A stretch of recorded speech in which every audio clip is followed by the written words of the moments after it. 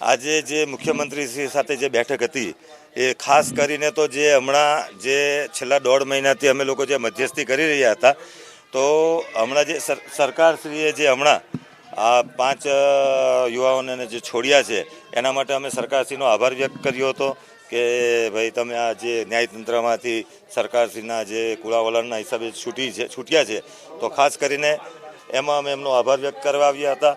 અને હવે પછી આગળના દિવસોમાં તમે હાર્દિક માટે પણ આ રીતનો એક જલ્દી નિર્ણય આવે એવું કરો, આ વાત હતી અમારી. પહેલાં અમારે જ્યારે સરકારશ્રી સાથે આપણે પાસના કમિટી તરફથી જે 27 મુદ્દા આપવામાં આવ્યા હતા એ બાબતમાં અમે સરકાર સાથે ચર્ચા કરવાના હતા, પણ એ ક્યારે કે જ્યારે આ છોકરાઓ છૂટે ત્યાર પછી સાથે બેસીને. પણ સરકારશ્રીએ એવું વિચાર કર્યો કે હમણાં કાલે ગુજરાત ડે છે, સોરી 1 મે, તો 1 મેના સ્થાપના દિવસને દિવસે અગર એમ કે આનું એમ કે અમે થોડુંક વિચાર કરીને એ પહેલાં ગુજરાતની જનતાને અને ન્યૂઝ આપી, એટલે 10% એમણે જે અનામત ડિક્લેર કર્યું છે, જાહેર કર્યું છે, એનું ગેઝેટ લગભગ અઠવાડિયામાં આવી જશે. કે મેં સરકારશ્રીને કીધું કે આમાં શું બેનિફિટ, શું નુકસાન, જેથી કરીને અમે સમાજના વ્યક્તિઓને કહી શકીએ કે ભાઈ આમાં શું થશે, કઈ રીતનું થશે. પણ પાક્કું ગેઝેટ એ આપણને અઠવાડિયાની અંદર આપી દેશે. જેટલું બને એટલું તાત્કાલિક એ લોકો પૂર્ણ કરશે આ કામ. પ્લસ એમણે મને આજે એ બી ન્યૂઝ આપ્યા છે કે આ 10% અનામત તો ખરું, પણ મુખ્યમંત્રી સ્વાવલંબન યોજના બી ચાલુ રહેશે કરીને, જેની અંદર લાખો યુવાનોની ફીસ ને આને તે બધું ભરાઈ રહ્યું છે. તો ઘણી સારી વાત છે.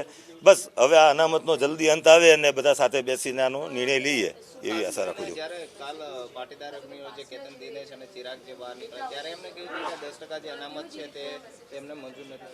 હવે જો ભાઈ એ મને હું અત્યારે એના માટે ના કહી શકું. એનું કારણ છે કે એણે કીધું નથી મંજૂર કે મંજૂર છે. ગેઝેટ આવ્યા પહેલાં હજી અમને પોતાને નથી ખબર કે આ 10% અનામતની પાછળનું શું બેનિફિટ છે, કઈ રીતનું છે. કે ગેઝેટ વાંચ્યા પહેલાં કોઈ બી વ્યક્તિ આનો વિરોધ કરે એ હું યોગ્ય નથી માનતો. બસ આ બાબતમાં જ ચર્ચા થઈ ને કે જે 5 છોકરાઓને છોડ્યા એના માટે અમે આભાર વ્યક્ત કર્યો સરકારશ્રીને. જે જૂના કેસો ઘણા ખરા પાછા ખેંચ્યા છે એ બાબતમાં ટૂંકમાં અત્યારે સરકારશ્રી તરફથી અમને ઘણું પોઝિટિવ વલણ દેખાઈ રહ્યું છે. બસ એટલે અમે આંદોલનનો અંત હવે સરકારશ્રી સાથે આ ડિટેલ આવી જશે, 10%ના અંદર શું બેનિફિટ છે, પછી અમે પાસના કાર્યકરોને બધાને વાત કરીશું, બેસશું કે જો હવે આ સરકારશ્રી તરફથી એટલું બધું આપવામાં આવ્યું છે. પ્લસ એમણે જે 27 મુદ્દા આપ્યા હતા એ 27 મુદ્દામાંથી લગભગ સ્કૂલોના, ગામડાઓમાં ખેડૂતોના આ બધા મુદ્દાઓ તો સરકારશ્રીએ ઓલરેડી બજેટમાં ઘણા સારી રીતના ડિક્લેર કરી બી દીધા છે. અને મેઇન મુદ્દો હતો અનામતનો, તો અનામતના મુદ્દા માટે જે એમણે ડિક્લેર કર્યું છે એનું ગેઝેટ જે અઠવાડિયામાં આવશે એ અમે ચેક કરીને પછી આગળ પબ્લિક સમજો. પટેલ અને હાર્દિક પટેલની માંગ હતી કે ઓબીસીના માધ્યમથી એ લોકો જે ઓબીસીને જે અનામત મળે છે એ અનામત મળે છે, પણ આનું સરકારે જે આર્થિક રીતે આપેલું છે. હા, હવે હાર્દિકે એણે જે 27 મુદ્દા આપ્યા હતા એ મુદ્દામાં તમે જોયા જ હશે આગળ મુદ્દાઓ શું હતા કરીને. મોટાભાગના મુદ્દાઓ પાસ થયા છે, બરાબર છે. એણે યા તો આયોગ માંગ્યું હતું યા રાજસ્થાન પેટર્ન અથવા પેલું એ જે એને વાત કરી. પણ હવે અમે મધ્યસ્થીઓ છીએ.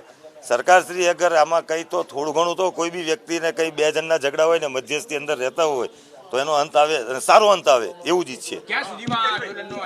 બસ હવે જલ્દીમાં જલ્દી પૂર્ણ થઈ જશે.